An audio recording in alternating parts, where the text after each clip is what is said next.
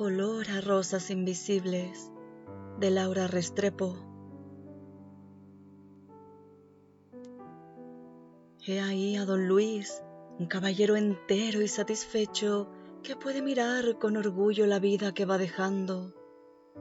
Su esposa y sus hijos le esperan en casa, mientras él repasa los años de juventud cómodamente instalado en la butaca de su despacho.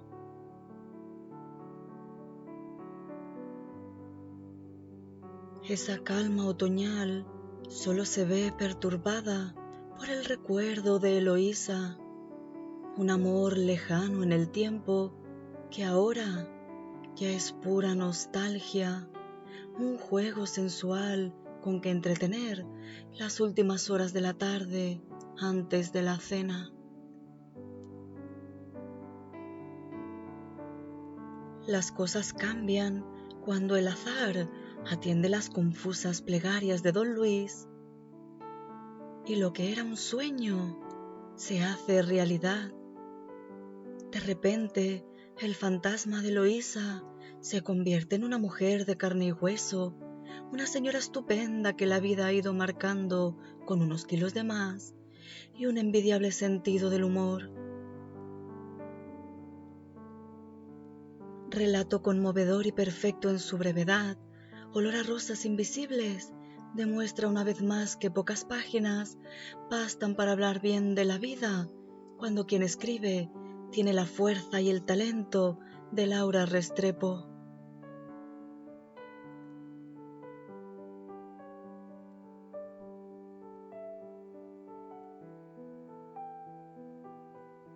Creo que debió servirse un trago, como todo señor de mundo, Luis C. Campos C., llamado desde los días del colegio Luis C. Campos C.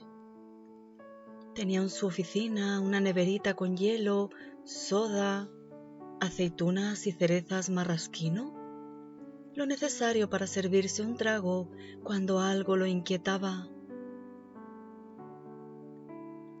Se reclinó en su poltrona de cuero, desvencijada pero imponente, heredada de don Luis de Campos padre, y la hizo girar hacia los cerros que espejeaban al otro lado del ventanal, para perderse en ellos la mirada. Aunque perder sea solo un decir, porque a diferencia de mí, él era el tipo de hombre que siempre gana.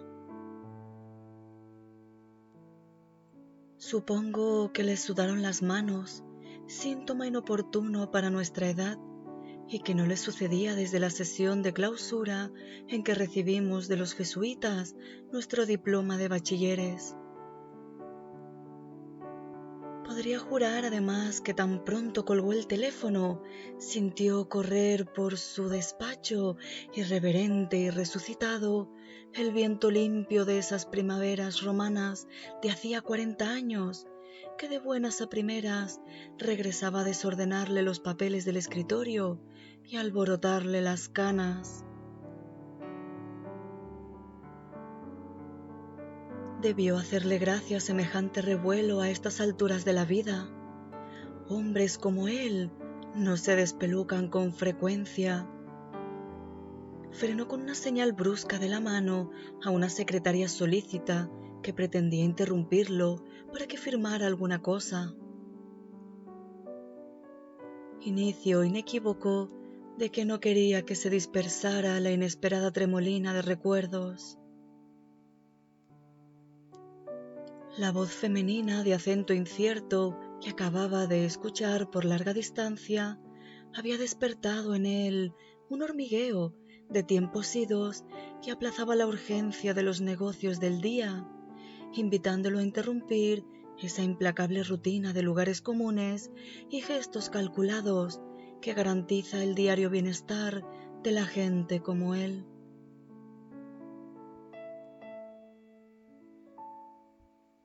Me confesó después que en ese momento tuvo que hacer acopio de todo su poder de concentración para arrinconar al ratón hambriento que desde hacía un tiempo roía el queso blando de su memoria.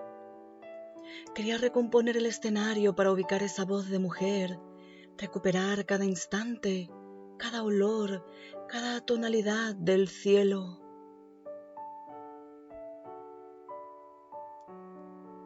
Fracasó desde luego en el intento, volvió a esforzarse ya sin tanta pretensión.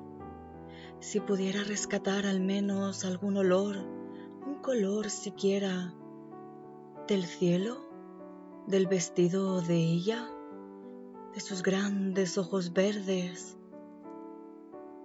porque eran grandes y eran verdes, de eso estaba seguro, aunque era posible que tiraran amarillo.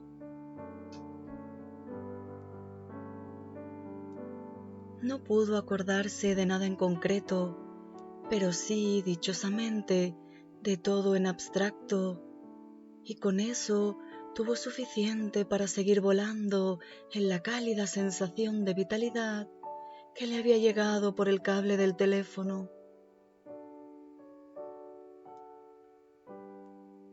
Fotografías cuidadosamente alineadas sobre el escritorio, en pesados marcos de plata, añadiría yo, desde las cuales le sonreían con cariño su esposa y sus hijos y sus nietos, intentaban recordarle cuán lejana y perdida estaba aquella primavera, cuánta vida buena, digna y esforzada había corrido desde esa remotísima temporada romana cuando aún estaba soltero.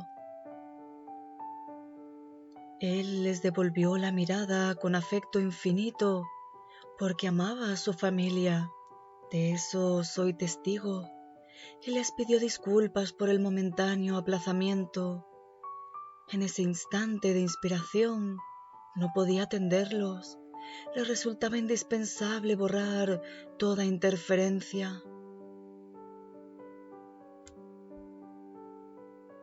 No puedo yo, y creo que tampoco podría él, precisar con claridad la secuencia de impulsos que lo habían llevado a marcar, después de 40 años, el indicativo internacional, el prefijo de Suiza, el 31 que comunica con Berna y finalmente el número telefónico de ella. Muchas veces me he preguntado por qué la llamaría justamente ese día, si hasta el anterior ni se le había pasado por la cabeza hacerlo. ¿Por qué de repente volví a sentirla indispensable y cercana, si 4 decenios de buen matrimonio con otra mujer admirable habían hecho que hasta ahora, solo en las veladas del automático, la recordara?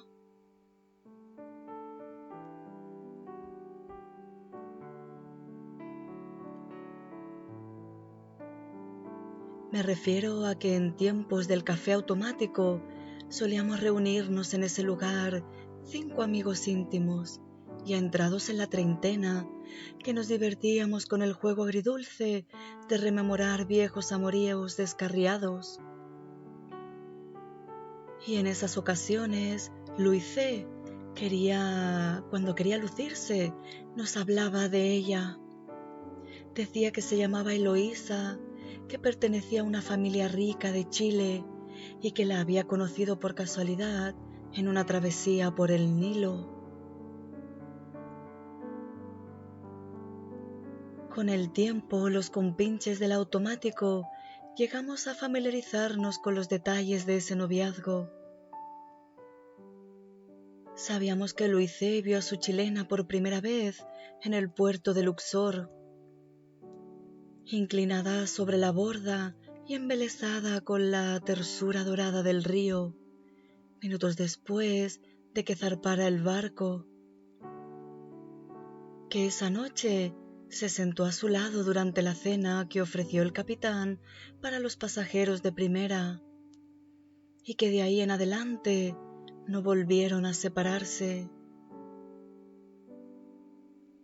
Todo en ella, según Luisé, despedía seguridad y desenfado, la suavidad castaña de su melena corta, el acento impecable con que manejaba el italiano y el francés, la agilidad adolescente con que recorría las ruinas, luciendo bermudas, botas de excursionista y gafas negras.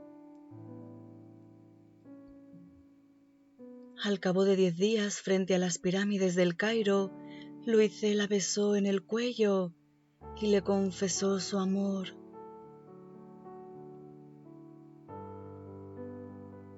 «Sé preciso», interrumpí a Herrerita en ese punto del relato. «¿Frente a cuál de las pirámides la besaste? ¿Keops, Kefren o Miquerino?» Emprendieron juntos el regreso por Roma, de donde él debía volar a Inglaterra para terminar su carrera en el London School of Economics, y ella a Ginebra, donde se especializaba en idiomas. Intentaron despedirse en el aeropuerto, pero no fueron capaces. Cancelaron sus respectivos pasajes, tomaron un taxi de vuelta a la ciudad y se alojaron en un hotel cercano a la Fontana di Trevi.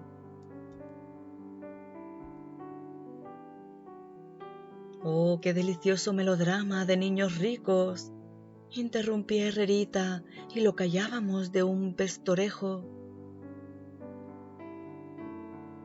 Un mes después, cuando ya era absolutamente impostergable la partida hacia la universidad, fracasaron de nuevo en el intento de separarse y, feriándose el destino, se mudaron a una pensión folclórica del Trastevere, donde convinieron vivir durante 3 meses más, entregados a un amor alegre y despreocupado, y gastando en paseos a Venecia y a Amalfi los recursos que sus respectivas familias desde América Latina les enviaban religiosamente, convencidas de que continuaban dedicados a sus estudios.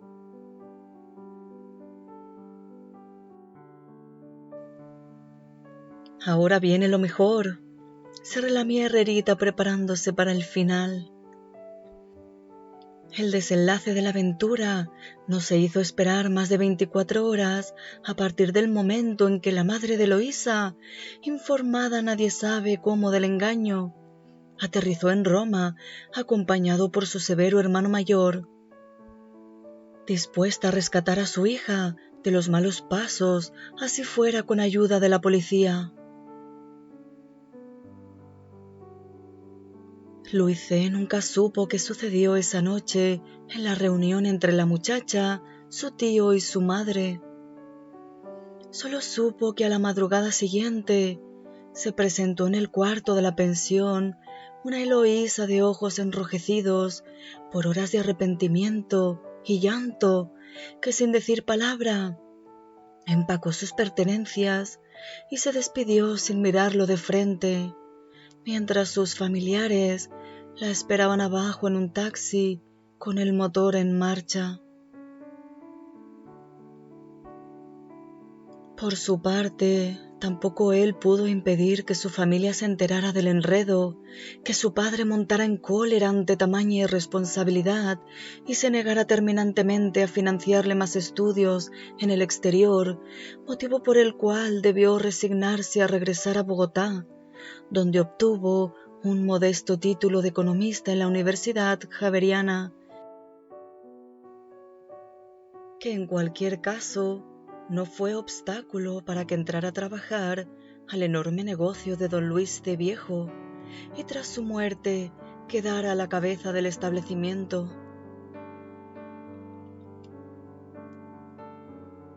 Esta Eloísa chilena, burguesita, políglota y avant-garde, llegó a convertirse en una de las grandes favoritas de nuestra galería de amadas perdidas, compitiendo en primacía con la panadera trágica y tísica de Herrerita, la modelo de Christian Dior que Bernardo persiguió por medio mundo, las 3 hermanitas de Magangué que iniciaron en la cama al turco Matuk, y una prima universitaria llamada Gloria Eterna, con quien soñó Ariel todas las noches, sin falta, desde los 10 años hasta los 13.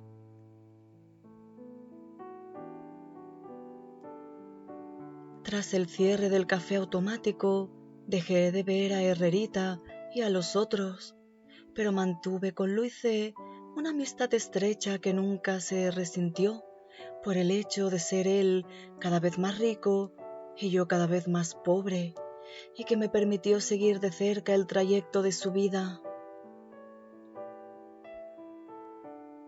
Así vine a saber que a pesar del abrupto final de su romance con Eloísa y de que cada quien organizó su vida por su lado con un océano de por medio, él en Colombia y ella en Suiza, no perdieron de todo el contacto a lo largo de los años, que les depararon motivos de sobra para felicitarse recíprocamente a través de breves y más bien impersonales notas de cortesía. Primero el matrimonio de él con una muchacha de la sociedad bogotana, luego el de ella con un banquero suizo, el nacimiento de los hijos, 2 de él y una de ella, y tiempo después la llegada de los nietos. Si las añoranzas se incluyeran en el currículum vitae de los altos ejecutivos bajo el rubro, digamos, de importantes momentos vividos, esta primera parte de su historia con Eloísa bien podría aparecer en el de Luise. Todo correctísimo y perfectamente presentable, a duras penas, una sabrosa locura de juventud, enmendada muy a tiempo y transformada en discreta cordialidad entre personas mayores. Es entonces cuando interviene el destino para alterar el cuadro, al traer por correo una esquela escrita en pulcra letra del Colegio Sagrado Corazón sobre papel blanco. No diré que perfumado, porque tengo el mejor concepto de Eloísa, a quien siempre admiré sin conocerla. La había enviado ella para contarle a Luise que 2 años antes había muerto su marido tras una larga y engorrosa enfermedad. Duramente golpeada por ese infortunio, ella guardó silencio durante el tiempo del duelo y luego se permitió, en 4 líneas, romper la distancia acostumbrada y dejar traslucir un apenas perceptible matiz de nostalgia que fue probablemente lo que lo motivó a llamarla para darle el pésame de viva voz, después de varios intentos fracasados de producir una carta que no fuera, como las anteriores, redactada por su secretaria. El día de la conversación telefónica, él regresó a su casa agitado por un raro desasosiego que no le permitió probar bocado del osobuco que le tenía preparado solita su mujer, dada a consentirlo con recetas sacadas del talismano de la felicità, sin tener en cuenta la dieta recomendada por el médico para el control de sus dolores de gota.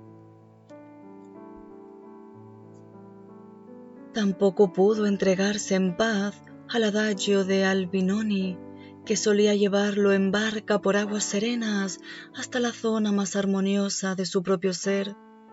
Personaje de cultura más bien decorativa, un Fernando Botero colgado en la pared de la sala era su mejor diploma de hombre probo. Luise tenía con la música clásica una relación de conveniencia bastante parecida a la que mantenía con la nevera bien surtida de su minibar.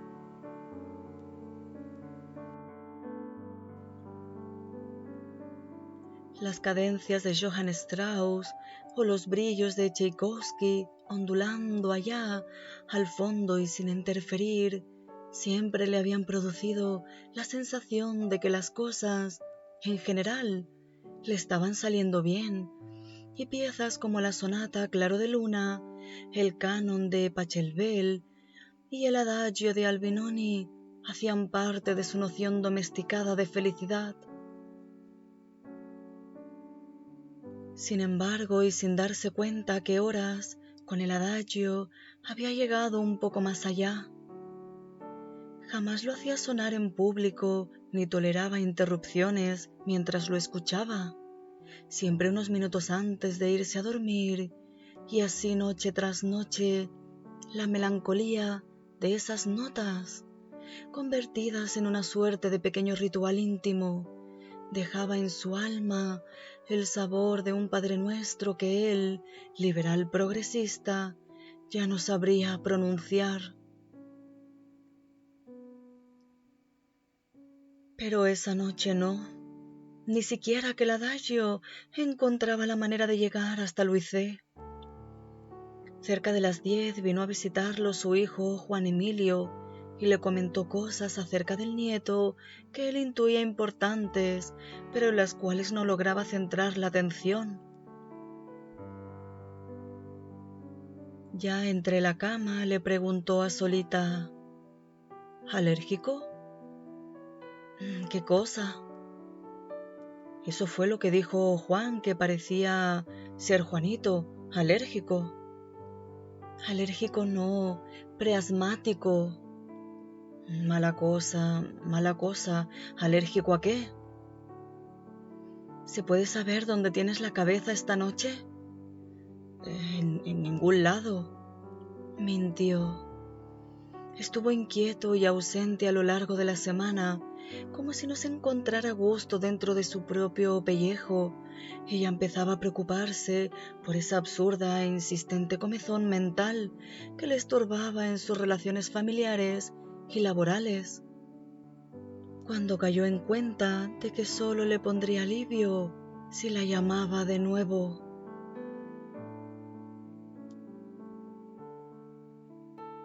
Así lo hizo, y también la semana siguiente, y la otra, y cuando vino a darse cuenta, todos los lunes en la noche, se sorprendía pensando por anticipado en ese telefonazo a Berna que disparaba desde su oficina los miércoles a las 12 en punto del mediodía.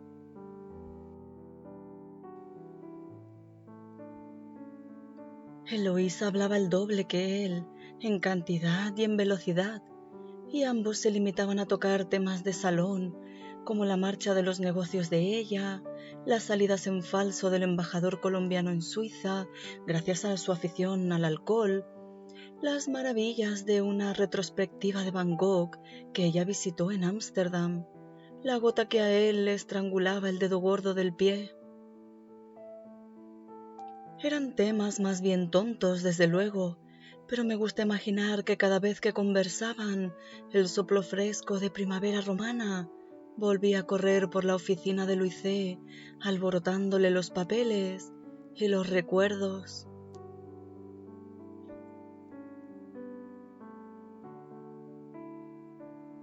Debió de ser en agosto, 2 o 3 meses después de regularizadas las llamadas, cuando mencionaron por primera vez la posibilidad de visitarse. Lo propuso ella de la manera más transparente al poner su casa en Suiza a disposición de él y de su esposa para las vacaciones de diciembre. Y si tus nietos quisieran aprender a esquiar, le sugirió, tráelos también. Yo puedo, desde ya, ir haciendo arreglos para el alquiler de un par de cabañas en la montaña. El posible viaje empezó a ocupar cada vez más minutos de la conversación semanal, pasando por diversos lugares y variantes. Él le contó que su esposa tenía deseos de volver a París y convinieron en que bien podría ser ese el punto de encuentro, pero desde luego mejor en primavera que en invierno. Como el tema era más un pretexto para comunicarse que un plan concreto de acción, saltaban sin rigor de una ciudad a otra, de un mes al siguiente, sin precisar lo que decían ni preocuparse por definir. De París saltaron a Miami, donde él tenía unos socios de negocios que convendría visitar. De ahí a Praga, Meca a la cual ambos desde siempre habían deseado peregrinar. de Praga insensiblemente a Roma, y de Roma, por supuesto, como broche ineludible del periplo imaginario, a Egipto.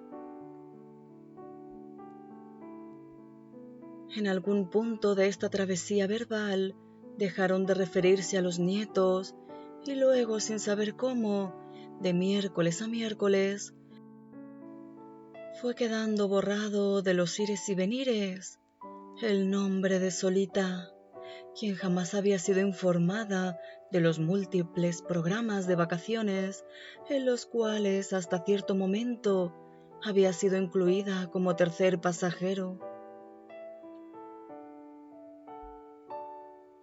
La sola mención de Egipto con la carga afectiva que tenía para ellos, de hecho remoto pero cumplido, le impuso a la voz de Eloísa un timbre más ansioso, un muy femenino afán por puntualizar, por entrar estrictamente en materia, ya con tarifas de vuelo en mano y con sugerencias específicas de fechas y hoteles, todo lo cual a él, que hablaba por hablar, confiado en que se trataba de un proyecto irrealizable, lo tomó por sorpresa y en buena medida lo fastidió, haciéndolo dudar del terreno que pisaba.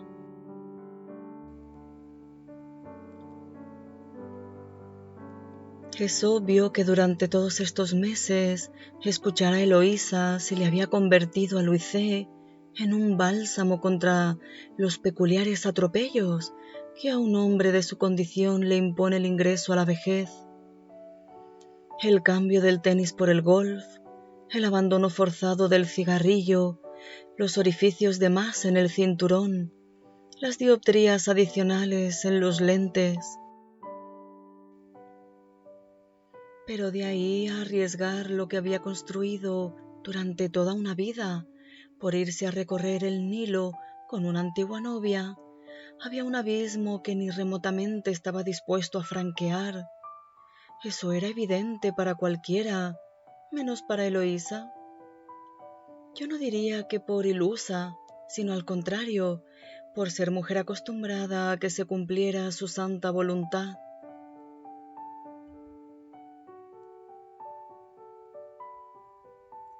Así que a la siguiente llamada se desencontraron en una diferencia de intensidades que ninguno de los dos dejó de percibir. El entusiasmo excesivo de ella fue retrocediendo, cauteloso, ante las respuestas evasivas de él, y al momento de colgar, ambos supieron que habían llegado a un punto muerto que no les dejaba más salida que el regreso a las esporádicas y diplomáticas notas por escrito. Durante los 2 meses siguientes, no volvió a repicar el teléfono los miércoles a las 6 de la tarde en la casa de Berna, y creo lícito presumir que Luisé se fue olvidando del asunto con una resignación destemplada a medio camino entre la contrariedad y el alivio.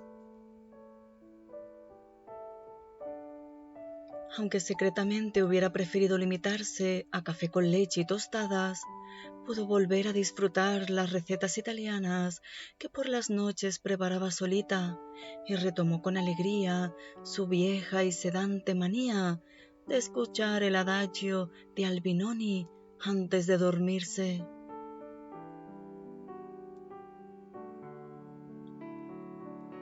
Esa mañana de domingo en que compró en el kiosco de la esquina el número 5 de una edición en serie llamada Los Tesoros del Nilo, lo hizo más por reflejo que otra cosa, sabiendo de antemano que jamás compraría el número 6. No fue así. No solo envió a un mensajero a adquirirlo, sino que le pidió a la secretaria que le consiguiera los 4 primeros que ya estaban fuera de circulación.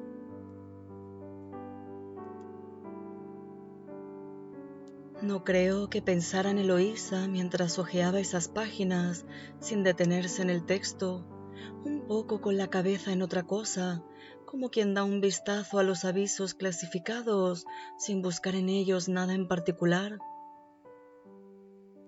Ni él mismo debía saber por qué encontraba intrigante repasar esas grandes láminas a color, aunque pensándolo mejor, tal vez solo fuera por verificar el grado de reblandecimiento de su memoria, que lo hacía desconocer, como si fueran de otro planeta, lugares en los cuales había estado de cuerpo presente. ¿Abu Simbel? No, tal vez hasta allá no había llegado. De Karnak se acordaba un poco más, pero estos gigantes con cabeza de carnero, así sentados en fila india, ¿los había visto? Si hubiera conservado las fotos, lo habría verificado, porque se retrataron juntos en las ruinas, entre las excavaciones, en la cubierta del barco, y también esa última noche que Herrerita exigía que lo contaran en detalle, la del baile de gala en que Eloísa apareció deslumbrante, disfrazada de Isis, ¿de Osiris? En fin, de diosa egipcia. ¿Nunca has querido confesarnos de qué estabas disfrazado tú?, importunaba Herrerita. Hombre, es que no logro acordarme. ¿De eunuco tal vez? ¿O de obelisco? ¿De odalisca? ¿De dátil? ¿De legión extranjera? Lo tengo. ¿De tapete persa? ¿O de jiba de camello? Louise había quemado esas fotos unos días antes de casarse, junto con todas las que incluían presencias femeninas que pudieran, en caso de ser descubiertas, suscitar inquietud en su esposa. Había sido a todas luces una tontería, porque a Solita le advertía que le contaran viejas aventuras y además mantenía en las repisas del cuarto de estar varios álbumes de juventud donde ella misma aparecía de media tobillera, falda rotonda y zapato combinado, riendo y bailando muy desparpajada con otros galanes. Los tesoros del Nilo ajustaban ya la docena, cuando un miércoles cerca de las 2, saliendo él de su despacho para almorzar, fue detenido en la puerta por su secretaria. «Tiene una llamada de larga distancia, señor, de Berna. ¿Dijo que lo busquen por la tarde?» Se abalanzó sobre el teléfono con más precipitación de la que hubiera querido que presenciara su secretaria, y me parece de cajón decir que tuvo que aspirar profundo para que su voz entrecortada no delatara los latidos del corazón. Eloísa fue breve y al grano, sin hacerle consultas ni permitirle interrupciones. Su hija, fotógrafa, haría una exposición la semana entrante en Nueva York y ella viajaría a acompañarla. Después iría a tomar sol unos días a Miami, donde lo esperaba de hoy en 15 días a las 6 de la tarde en el Gate 27, sección G, del Aeropuerto Internacional. Si tomaba el vuelo de American Airlines llegaría puntual a la cita. No debía preocuparse por reservar alojamiento, porque ella tenía todo solucionado. Como suponía que después de tantos años no podría reconocerla, quería que supiera que tendría puesto un vestido de seda color lila. Me pregunto cuál habrá sido su primera reacción ante semejante propuesta, que debió sonarle altamente descabellada. Después de descartar otras hipótesis, me quedo con la siguiente, que divido en dos. 1. Le produjo risa el tono tajante y ejecutivo y la resolución sin paliativos con que le transmitían la orden. Y 2.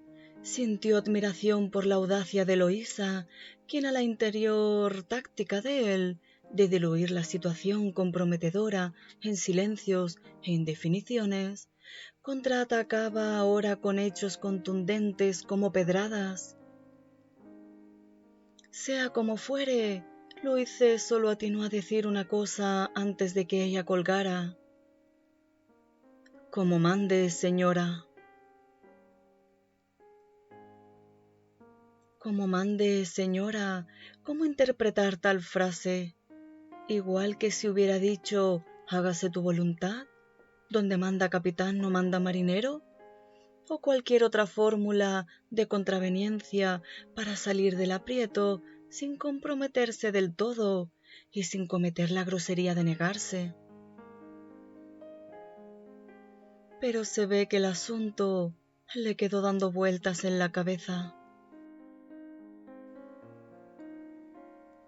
Averiguando aquí y allá, vine a saber que ese día el mesero que le sirvió el consomé al jerez a la hora del almuerzo se extrañó de que el señor, siempre tan serio, se riera solo. Luego se fijó en que conservaba la sonrisa a todo lo largo del filete de pescado y a la hora de los postres tuvo que desistir de preguntarle cuál prefería. Tan abstraído estaba que simplemente no oía.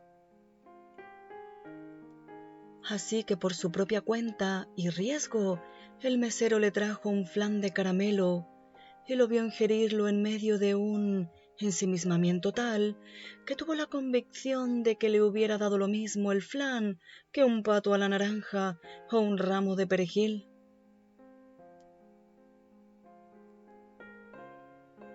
Pese al humor risueño que le produjo el episodio telefónico, Luise debió regresar a la oficina decidido a no dejar pasar la tarde sin llamar a Eloísa para disuadirla. Pero en vez de hacerlo, le pidió a su secretaria que verificara la vigencia de su visa norteamericana. Solo por si acaso, le dijo. Al día siguiente tuvo que ir a la dentistería para que le sacaran una muela irrecuperable, y más que por la violencia del forcejeo que implicó la extracción, quedó maltratado por la respuesta que le dio el odontólogo cuando él quiso saber si habría que reemplazar la pieza perdida por una prótesis. No podemos, le dijo utilizando el humillante plural de misericordia. No tenemos dónde agarrarla. Recordemos que los molares vecinos ya se nos fueron. ¿Me está diciendo que usted también es un viejo desmueletado? Se defendió en el colmo de la indignación y regresó a su casa con la cara hinchada y trinando del mal genio.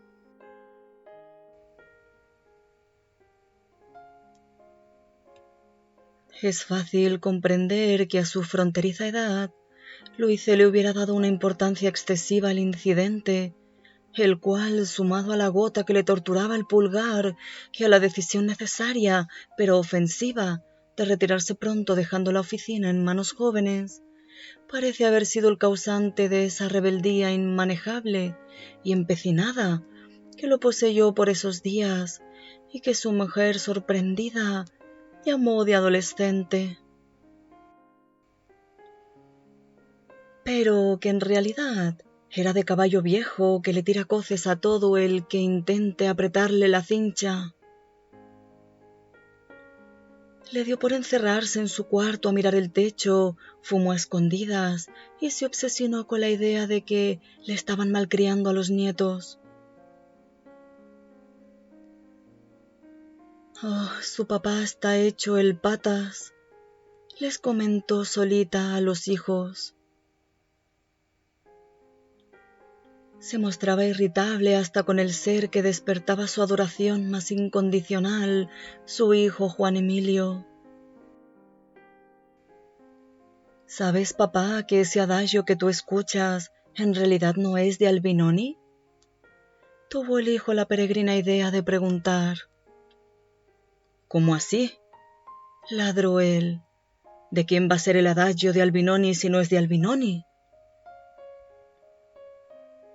Juan Emilio trató de explicar que se trataba de una magistral falsificación de Remo Giazzotto, biógrafo de Albinoni, con lo cual no logró sino disgustar aún más a su padre. Era lo único que me faltaba, refunfuñó. Llevo 3 años enteros, 800 noches seguidas, escuchando una vaina, y ahora me vienen con que esa vaina es otra vaina.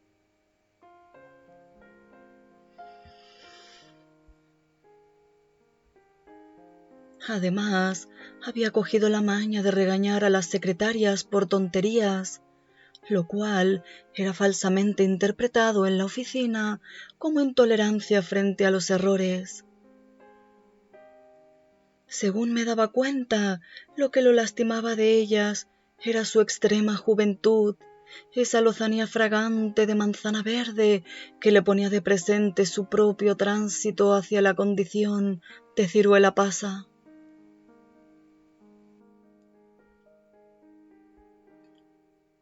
Como una manifestación más de su solitario movimiento de protesta contra los demás y sobre todo contra sí mismo, aplazaba deliberadamente día tras día esa ineludible llamada telefónica a Berna para disculparse.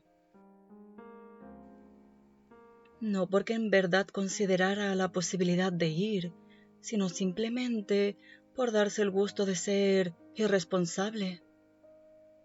En este punto hay que recordar que la única irresponsabilidad importante que hasta la fecha registraba su pasado de hombre probo era precisamente la que había cometido con la muchacha chilena. Debió pasar horas devanándose los sesos en busca de la manera más amable de negársele a Eloísa sin ofenderla ni parecer patán. Y en cambio tardó solo 2 minutos improvisando ante su esposa la primera gran mentira de su vida conyugal. «Qué pereza, Miami», le dijo, «pero no hay remedio. Esta transacción tengo que cerrarla allá».